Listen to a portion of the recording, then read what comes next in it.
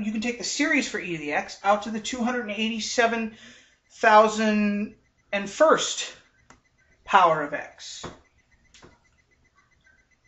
So exponential growth always outstrips any polynomial growth, regardless of how ridiculously large the power on x is.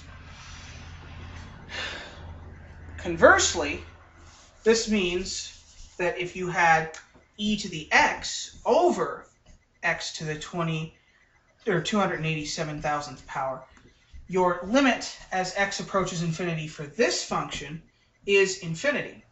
It'll never stop. It just goes on forever. It goes off growing forever.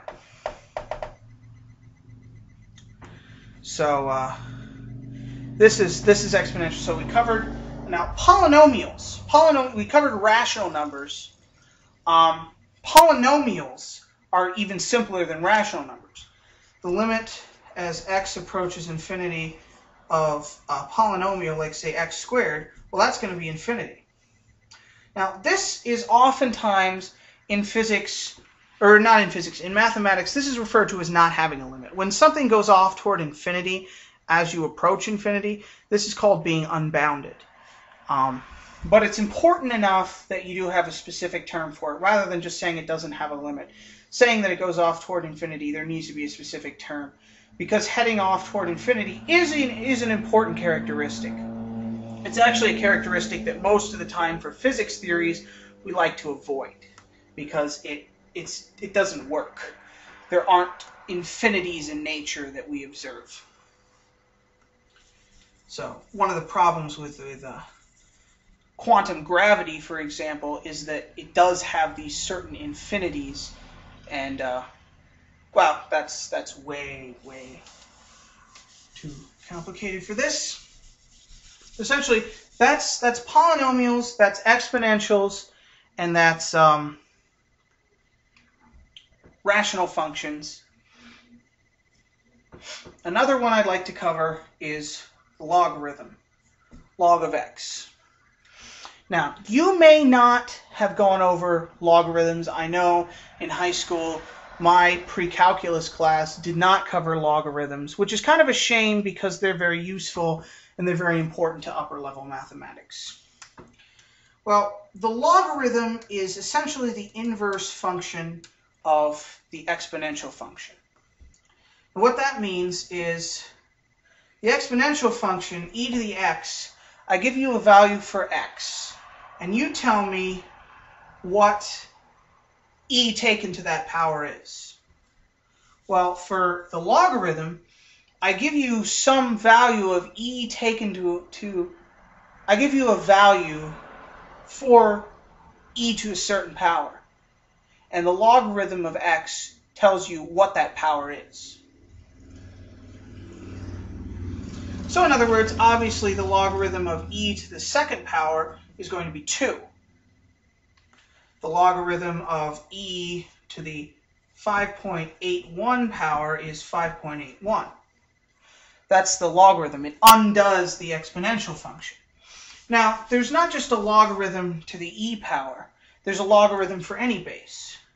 So if I were to have log, and we write ln, some mathematicians don't like to use it, but when we say ln, we mean that the base of the logarithm is e. When we write log, that can mean anything. So if we write log sub 2, that means the logarithm base 2.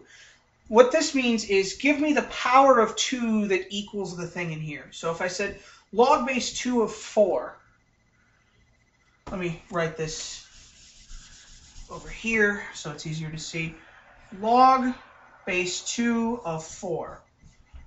What that means is give me the power of 2 that equals 4. What power do you take 2 to in order to get 4? 2.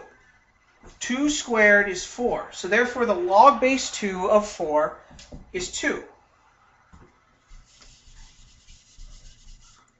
The log base 10 of 100 is also 2. So essentially that's what logarithms do. Well, usually we use the base e logarithm. So essentially I want to discuss a couple of properties of the logarithm. Okay. Now, you may remember that x to the a times x to the b is equal to x to the a plus b. You may remember that. Well, what is the logarithm of x to the a times x to the b? So let's just take the logarithm of both sides. Logarithm of x to the a times x to the b is the same as the logarithm of x to the a, or no, is the same, hold on, I made a mistake. Logarithm of x to the a times